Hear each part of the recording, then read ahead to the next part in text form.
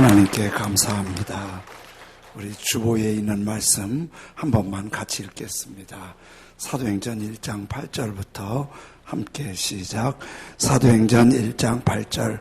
오직 성령이 너희에게 임하시면 너희가 권능을 받고 예루살렘과 온 유대와 땅끝까지 이르러 내 증인이 되리라 하시니라. 빌립보서 3장 3절.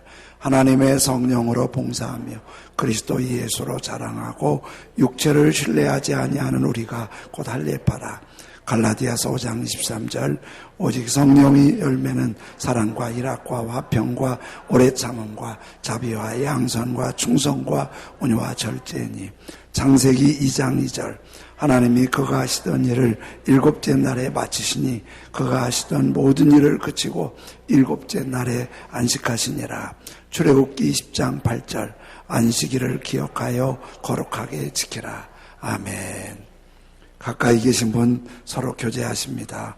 오늘 또 참으로 좋은 날입니다. 오늘 또 참으로 좋은 날입니다. 아멘. 아멘. 한 번 더 하시죠. 잘 되고 있습니다. 잘 되고 있습니다. 아멘. 한 번은 하나님께서 선지자 예레미야에게 너 시장 가서 뱃띠를 하나 사서 허리에 메고 다니라 그러셔서 예레미야 선지자가 시장 가서 뱃띠를 하나 사서 허리에 메고 다녔습니다. 며칠을 허리띠를 띠고 다녔더니 하나님이 다시 예레미야를 부르셔서 그 허리띠를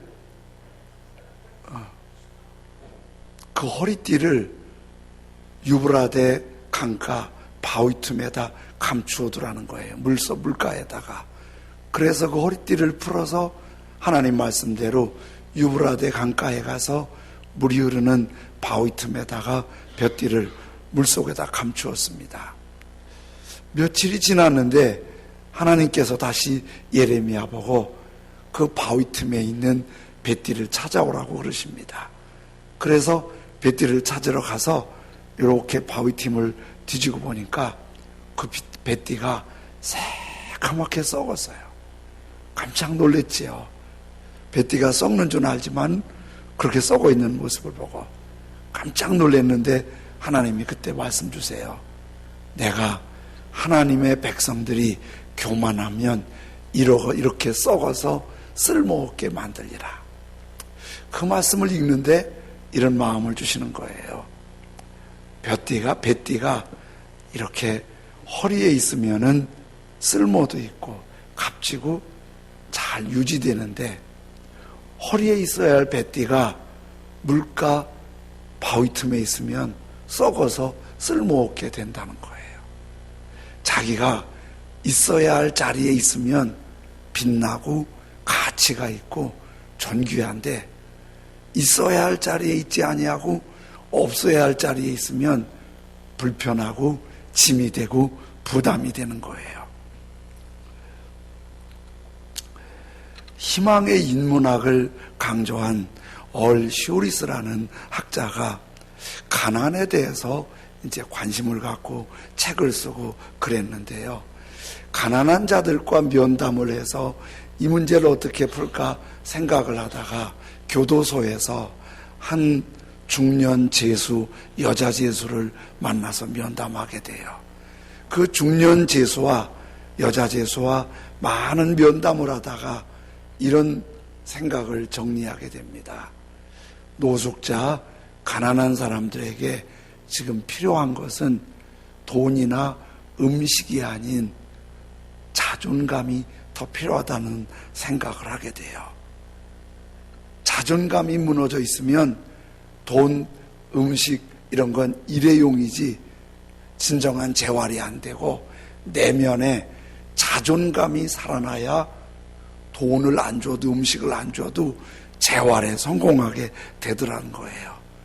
그래서 얼쇼리스가 정규대학 수준의 인문학 과정 클레멘트 코스를 자기가 만들어요. 그리고 노숙자들, 가난한 사람들을 초청해서 그 강의를 듣게 해요. 그런데 돈이나 음식을 주지 않고 아주 수준 높은 강의를 통해서 자존감을 살려주니까 사람들이 일어나기 시작하고 재활에 성공하더라는 거예요. 자신이 있어야 할 자리를 알게 되고 그것이 어떤 환경적인 것보다도 내면에 내가 있어야 할 자리, 내가 서 있어야 할 그 자리를 마음으로 먼저 인지를 하고 자존감이 생기고 거기서 일어나기 시작하면 되더라는 거예요. 그러면 모든 사람이 이렇게 있어야 할, 소속되어야 될 그 자리가 어디일까요? 사람이 사람답게 되고 또 사람답게 살아가려면 중요한 한 가지를 성경은 맨 처음에 강조하시는데, 하나님이 사람을 만드셨어요. 그리고 하나님이 만드신 사람은 하나님 안에 살 때 거기가 사람이 살아야 할 자리고 가장 값지고 의미 있는 자리라는 거예요. 하나님께서 세상을 6일 동안 만드시잖아요. 첫날 만드시고 다 보신 다음에 하나님이 보시기에 심히 좋았더라. 둘째 날도 이 만든 세상을 보시고 하나님이 보시기에 심히 좋았더라. 매일 세상을 만드시고 세상이 하나님 보시기에 뿌듯하고 아주 좋으셨어요. 그리고 그 세상을 만드신 마지막에 사람을 만드세요. 그리고 사람을 만드신 다음에 창세기 1장 28절 현대인의 성경에 이렇게 표현하고 있어요. 하나님이 그들에게, 그들은 사람이에요. 하나님이 만드신 사람에게 복을 베푸셨다. 하나님이 그들에게 말씀하시기를 생육하고 번성하여 땅에 충만하여라. 땅을 정복하여라. 바다의 고기와 공중의 새와 땅 위에서 살아 움직이는 모든 생물을 어떻게 다스리라 하셨다. 하나님께서 이 굉장히 장엄한 세상을 만들어 놓으시고 하나님이 사람에게 이 세상을 다스리고 관리할 수 있는 전권을 주셨어요. 사람보다 큰 동물도 있고 사람보다 매서운 동물도 있는데 하나님이 하나님의 형상대로 지음받은 사람에게 이 세상을 다스리는, 하나님을 대리해서 관리하는 관리권을 주셨어요. 그런데 이 큰 관리권을 주시고 하나님이 사람에게 동산 중앙에 선악을 알게 하는 나무의 열매를 두시고 그 열매는 절대 먹지 말라고, 그거 먹으면 반드시 죽는다고 경고해 주셨어요. 그랬더니 하나님의 말씀에 대해서 충분히 이해가 안 되는 분들은 꼭 그걸 물고 흠을 잡아요. 왜 하나님이 거기다가 그걸 만들어 놓고 먹지 말라고 하냐고. 만들질 말든지. 안 만들면 안 먹을 걸 그걸 왜 만들어 놨고 또 먹지 말라고 하고, 먹어도 좀 먹고 싶어서 먹었으니까 봐주지 그렇다고 쫓아내고 죽는다고 그러고, 하나님 왜 그렇게 애들 장난하듯이 짓궂게 하시냐고. 그는 하나님의 마음을 충분히 이해하지 못해서 그래요. 하나님께서 그렇게 하나 해서는 안 되는 걸 말씀하시는 이유는 이런 이유, 하나님의 정신이에요. 사람에게 이 장엄한 세상을 다스릴 수 있는 관리권을 주셨지만은 이 세상의 주인은 사람이 아니라는 거예요. 이 세상의 주인은 하나님이 계시고 그 하나님의 범주를 떠나서 내 마음대로 하면 안 되고 하나님의 뜻을 알고 하나님 안에 있을 때 진짜 자유롭고 또 다스릴 수 있는 권세가 주어지고 가장 풍족하고 행복한 삶이 된다는 거예요. 그러니까 사람은 이 장엄한 세상에 하나님의 특별한 고난을 받았지만은 사람은 하나님 안에서만 가능한 거예요. 그래서 사람이 가장 부끄러운 거는 하나님을 떠나는 거예요. 하나님을 버리는 거예요. 사람이 가장 존귀해지는 건 하나님 안에 사는 거예요. 그래서 예레미야 선지자는 2장 13절에 이렇게 말씀하세요. 내 백성 하나님의 백성이 두 가지 악을 행하였나니 곧 그들이 생수의 근원되는 하나님 나를 버린 것과. 그러니까 우리가 악을 행했다 그러면 잔인하게 죽였다, 교묘하게 사기쳤다, 인간답지 못하더니 저 인간 악하다 그러는데요, 사실은 하나님이 보실 때 가장 악한 거는 나를 만드신 하나님의 형상대로 나를 만들어서 나를 귀하게 보셨는데 그 생수의 근원되는 하나님을 버리는 게 첫 번째 악이에요.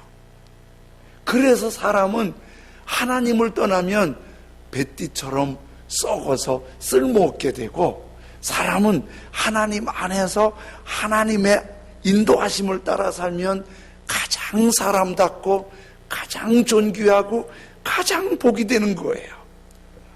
프랑스 작가 에밀 졸라가 나나라는 소설을 썼는데요, 그 소설의 주인공은 나나인데 이 나나는 극장의 여배우로 활약하다가 창녀로 전락해요.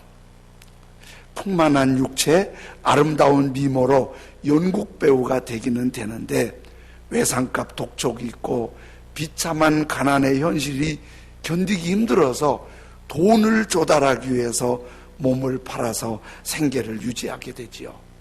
배우로 유명세도 탔지요. 몸도 풍만하고 아름다운 미모가 있지요. 남자들이 그 주위를 들끓기 시작해요. 그 성적인 매력에. 첫 번째 남자는 미파라고 하는 백작인데 이 나나의 사랑을 받고 싶어서 사랑을 사기 위해서 발버둥 쳐요. 두 번째 남자는 금융재벌 스타이너, 그 다음엔 신문기자 포슈리, 그리고 슈아르 후작, 이런 네로라는 돈 많은 사람들, 유명한 사람들이 나나의 사랑을 사고 싶어서 모든 걸 바쳐서 발버둥을 치는 거예요. 그런데 나나의 교묘한 사랑의 처세에 나나에게 붙은 남자들은 다 탕진해서 가난뱅이가 되거나 그렇지 않으면 병들어 죽는 거예요. 그래서 마치 나나는 그 예쁘고 풍만한 몸매지만은 독파리처럼 거기에 걸려들면 다 가난뱅이가 되고 다 버리게 되고 결국은 죽게 되는 거예요. 그런데 마지막 나나까지 왕궁 같은 거실에서 자신이 천연두 병에 걸린 걸 알게 돼요. 그리고 자신의 몸이 점점 치료받지 못하고 썩어가게 돼요. 이 나나의 썩어지는 모습을 소설에는 마지막 이렇게 표현하고 있어요. 비너스는 썩고 있었습니다. 마치 시궁창이나 길거리에 내버려진 상한 고깃덩이처럼 썩고 있었습니다.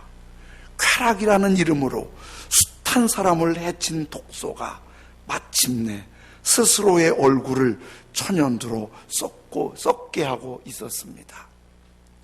다른 사랑을 따라서 오는 남자들을 다 썩게 하더니 그 독소가 자기 몸에 퍼져서 결국은 자기도 그렇게 썩어가고 있다고 마무리하죠. 사람은 돈과 쾌락, 아름다움이 있으면은 굉장히 행복할 거라는 신기루에 인생을 망치는 경우가 적지 않습니다. 그런 독을 모르고 사람들이 많이 착각하면서 여전히 부러워합니다. 그러나 하나님을 떠나면 세상의 유혹을 이겨내기가 어려워요. 모두 이런 나나와 나나를 좋아하던 그런 남정네처럼 그런 육체적인 근성들이 있어서 그런 유혹의 손길이 오면 이겨낸다는 게 사람의 모습으로 쉽지 않아요. 결론은 방탕해서 베티처럼 썩어 버림받게 될 수밖에 없고 쓸모없을 수밖에 없는 거예요. 그래서 사람이 사람답게 사람으로 멋지게 살아갈 수 있는 길은 하나님의 형상대로 지음받은 사람이기 때문에 하나님 안에서 하나님을 따라 하나님의 그 자리가 내 자리인 줄 알고 하나님의 거룩한 모습으로 다듬어 갈 때, 그때 사람이 조금 지루해 보이고 힘들어 보이지만 거기에 깊은 행복이 있고 존귀함이 있고 영광이 있는 거예요. 그러면 하나님의 형상대로 지음받은 하나님의 사람들이 내 자리가 하나님인 줄 알고 그 안에 사는 가장 중요한 심벌을 오늘 출애굽기 20장 8절에 이렇게 말씀하고 있어요. 안식일을 기억하여 거룩히 지키라. 안식일을 기억하여 거룩히 지키라. 여러분, 이게 십계명의 네 번째 계명이거든요. 첫 번째 계명은 하나님 나 외에 다른 신들을 내게 두지 말라. 두 번째 계명은 새긴 우상을 만들지 말고 그것들에게 절하지 말라. 세 번째 계명은 여호와 하나님의 이름을 망령되게 함부로 부르지 말라. 이게 이제 처음 세 계명이에요. 이게 다 하나님을 향한 정신이에요. 하나님 외에 다른 신 없다. 다른 우상 만들거나 절하지 마라. 존귀하신 하나님의 이름 장난삼아서 함부로 부르고 하나님의 이름 장난하지 마라. 그런데요, 1계명, 2계명, 3계명, 4계명까지 하나님을 향한 정신인데 4계명은 위의 3계명이 삶에서 나타나는 거예요. 하나님 외에 다른 신 없습니다. 우상 만들지 않고 절하지 않습니다. 하나님의 이름이 존귀합니다. 이런 고백이 주일날 이렇게 예배의 자리에 나오셔서 하나님께 예배 드릴 때 첫 번째에서 세 번째 계명을 정신에 따라 섬기는 거예요. 정신에 따라서. 그래서 주일에 주님 앞에 여러분이 이렇게 예배 드리러 나오시는 것처럼 예배 드리러 나오잖아요. 이렇게 예배 드리는 이 순간 우리에게는 중요한 고백이 있는 거예요. 여호와만 참 하나님이십니다. 다른 우상 만들지 않습니다. 절하지 않습니다. 하나님의 이름이 아주 존귀한 이름입니다. 이거를 주일의 예배 가운데 고백이 되는 거예요. 그런데요, 안식일을 기억해서 거룩하게 지키는데 이 정신이 억지로 마지못해서 끌려 나오는 게 이 정신이 아니에요. 어떤 정신이냐면, 하나님은요, 이슬람은 굉장히 강압적이고 폭력적인 게 있잖아요. 그래서 그들은 전도할 때도 이렇게 전도하잖아요.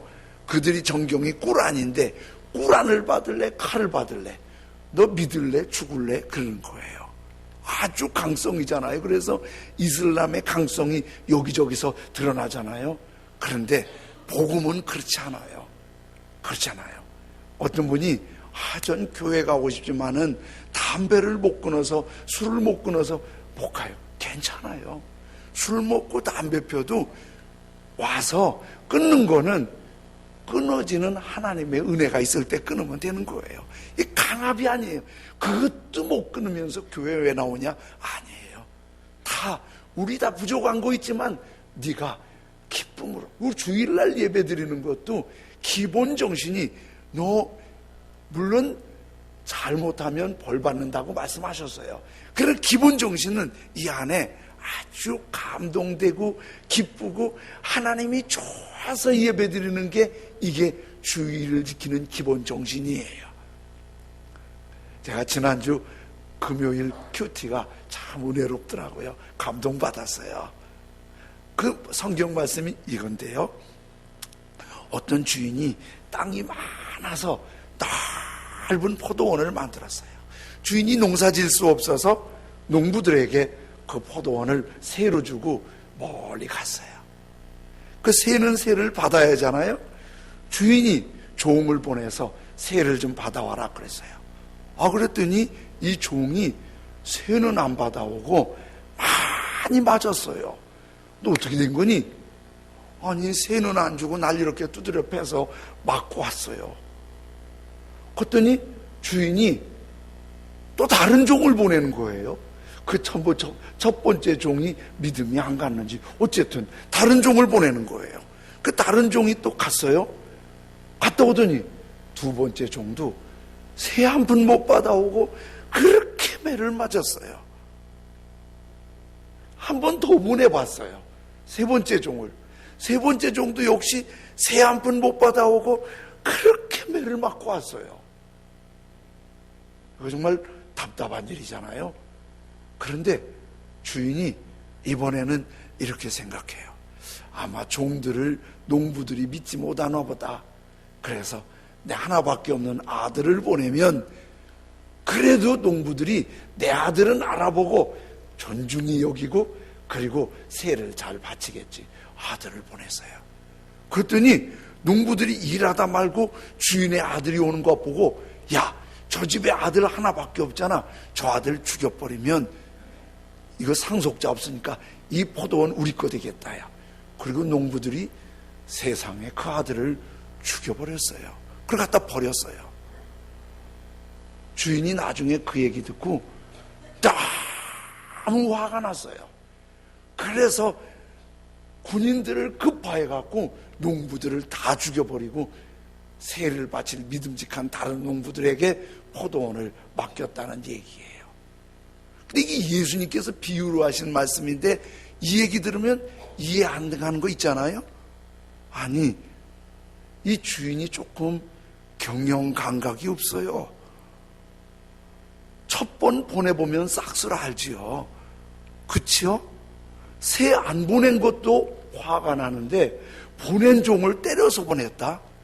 요즘처럼 새 든 사람의 권익이 보호되는 때가 아니에요. 그 새 든 사람은 항상 약자였고 주인이 강자였고 아들 죽였다고 군인을 보낼 정도면 이게 주인이 얼마든지 단칼에 해결할 수가 있는 거예요. 아니, 그런데 왜 세 번을 보내?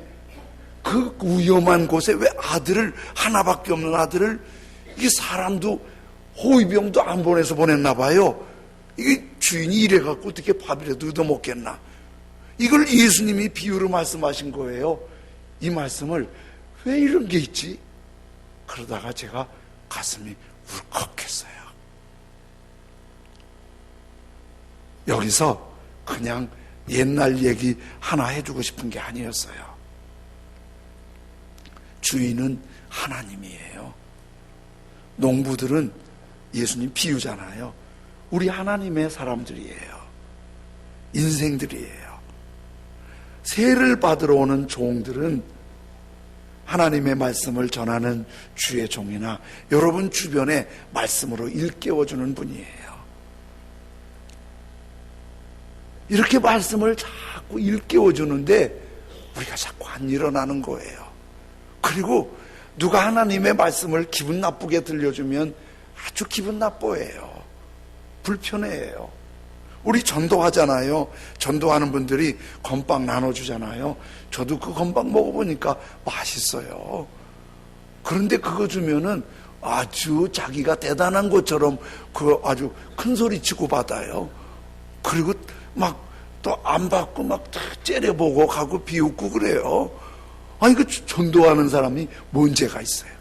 여기서 겨울에는 여기 공원에서 우리 전도하시는 분들이 그 겨울에는 추우니까 따끈따끈하게 그 부침개 해드리고 여름에는 시원한 수정과 지나가는 분들한테 주어요. 그러면요, 그거 공짜로 주는 거거든요. 고마운 줄도 모르고 어깨에 힘주고 더 달라고 그래요. 그래요? 그리고 막 자기가 뭐 대단한 것처럼 그래. 그래도 또 이렇게 우리는 해요. 이게 우리가 다 왜냐하면 주님이 보낸 종이니까. 그런데 그 반응이 좀 그렇잖아요. 내가 왜 마음이 울컥했냐면 하나님이 사랑하셨어요. 하나님이 단순히 땅 주인이었다면 그렇게 몇 번 보내지 않아요. 아들 예수님 보내지 않아요. 그냥 쓰나미로 쓸어버려도 되고 그냥 번개로 벼락을 쳐도 되는 분이 우리 하나님이세요. 그런데 사랑은 이렇게 기다려주는 거예요. 2017년도에 아들이 엄마와 갈등하다가 홀어머니와 갈등하다가 어머니를 살해한 사건이 마음 아프게 보도된 적이 있어요. 엄마가 열심히 돈 벌어서 가정을 꾸려가는데 다 큰 청년 아들이 직장에만 다니고 매일 술만 먹고 못된 짓을 하는 거예요. 그러니까 엄마가 답답해서 잔소리했지요. 이 아들이 막 술김에 엄마한테 의자를 집어던지고 엄마한테 흉기를 찔렀어요. 그리고 엄마는 피를 철철 흘리고 쓰러졌고, 그리고 아들이 도망갔어요. 나중에 경찰이 잡아서 조사하게 되었지요. 그 조사하는 과정에서 이런 보도가 흘러나왔어요. 그 아들이 한 얘기지요, 경찰한테. 엄마가 아들에게 칼에 찔려서 신음하면서 도망가는 아들한테 마지막 말이 옷 갈아입고 도망가라. 피 묻은 모습으로 도망가면 잡힐 수 있으니까 옷 갈아입고 도망가라. 그놈이 아들입니까? 그놈이 사람입니까? 그놈이 사람이냐고요. 그런데 다 그놈 잡아 죽여야 한다고 해도 엄마는 그럴 수가 없어요. 엄마 아버지는 바보예요. 자녀들한테 피 묻은 모습 도망가지 말고 옷 갈아입고 도망가. 잡히지 않게. 엄마만 그럴 수 있어요. 아버지만 그럴 수 있어요. 엄마 아버지 사랑의 뿌리가 하나님 사랑이에요. 전도 받아들이지 않는 그 사람들 탓하세요? 우리도 늘 그래요. 우리도 늘 성경을 읽어요. 말씀을 들어요. 큐티해요. 셀 모임에서 말씀 나눠요. 근데 왜 이렇게 우리 안 변하지요? 저 주님 앞에 엎드릴 때마다 왜 이렇게 제가 부끄러운지 몰라요. 왜 이렇게 안 변하는지 몰라요. 제가 조금만 더 주님이 기뻐하시는 모습으로, 조금만 더 주님이 좋아하시는 모습으로 변화되면 주님이 얼마나 좋으실 텐데 이게 잘 안 돼요. 그런데 하나님은 우리를 포기하지 않으세요. 너 안 되겠다. 너 안 되겠다. 그러지 않으세요. 또 종을 보내세요. 혹시나 조금 변화될까? 하나님을 알아볼까? 예배자로 일어설까? 또 종을 또 보내면서 또 보내면서 또 들려주면서 제가 울컥하면서 갑자기 우리가 다 아는 찬송이 제 안에서 이렇게 울려오더라고요. 그 사랑 얼마나 아름다운지, 그 사랑 얼마나 날 부욕해 하는지, 그 사랑 얼마나 크고 놀라운지를, 그 사랑 얼마나 나를 감격하게 하는지. 하나님이 지금도 우리를 그렇게 기다리시고, 사람 같지 않은 그 아들 도망갈 때, 옷 갈아입고 가라, 도망가라. 우리 하나님 아버지가 지금 우리한테 그러고 있어요. 아무리 봐도 우리가 자녀답지 못하고, 아버지 아무리 봐도 하나님 앞에 내놓을 거 없는데 더 기다려주세요. 우리가 이렇게 주일날 주님 앞에 그 은혜, 그 사랑이 고마워서 사랑합니다, 나의 예수님, 사랑합니다, 나의 예수님, 그런 마음으로 주님 앞에 나오는 이 모습 얼마나 좋아하는지 몰라요. 그렇게 예배 드릴 때 주일날 잠깐 자리 채워주고 격식 갖추는 게 아니라 그 사랑으로 예배 드릴 때 아버지는 어떻게? 거룩히 우리를 거룩하게 안식일을 기억하여 거룩하게 지키는 그 이상의 하나님의 거룩함이 우리에게 임하는 거예요. 그러면서 그 거룩은 세상이 알 수도 줄 수도 없는 거룩한 행복과 감동이 있는 거예요. 주일날 우리 주님이 가장 기뻐하시도록 무엇과도 바꿀 수 없는, 무엇과도 포기할 수 없는 그 주의 날을 주님 앞에 드리고 기쁘고 감사하고 감동으로 드리고 그분의 거룩이 우리 안에 있으면 세상의 돈과 쾌락이 행복을 주는 것 같지만 썩게 하는데 주님의 그 은혜는 말할 수 없는 깊은 곳에 영원한 행복으로 강물처럼 흐르게 하시죠. 다니엘은 포로로 잡혀가서 우리처럼 이렇게 예배당에 나올 수 없었어요. 나올 수 없으니까 성전을 향해서 문을 열어놓고 그렇게 하루에 3번씩 기도했어요. 올 수 없으니까 성전을 향해 그렇게 기도했어요. 그렇게 기도하면 사자굴 속에 집어넣는다고 위협을 해도 그래도 기도했어요. 왜? 내가 하나님을 향할 때 그 거룩이 우리를 덮어주시니까, 그걸 아니까 그 거룩함의 기름 부으심이 얼마나 행복하고 기쁘고 영화로운지 아니까 그 기도 때문에, 그 거룩함의 임재 때문에 죽음을 무릅쓰고 주님을 향할 때 그 거룩함이 임하시니까 사자굴 속에 집어넣어도 사자들이 손을 대지 못해요. 거룩함이 보호가 되는 거예요. 그 거룩함이 위급할 때 다른 사람 알 수 없는 지혜가 되는 거예요. 그 거룩함이 삶을 가장 성공적으로 탁월하게 살게 하는 거예요. 하나님 잊어버리고 하나님 버리면 세상 유혹 시험 이길 수 없어요. 그 세상 유혹 시험에 넘어지면 베티처럼 썩고 나나처럼 다른 사람 썩게 하고 자기도 썩게 하고 비참해지는 거예요. 그러나 주의 날 주님 앞에 드리며 그 거룩한 임재가 있으면 가장 사람답고 가장 존귀하고 영원한 영광이 있고, 그리고 거기에서 경험할 수 없는 깊은 영원한 행복과 기쁨이 있는데, 주의 날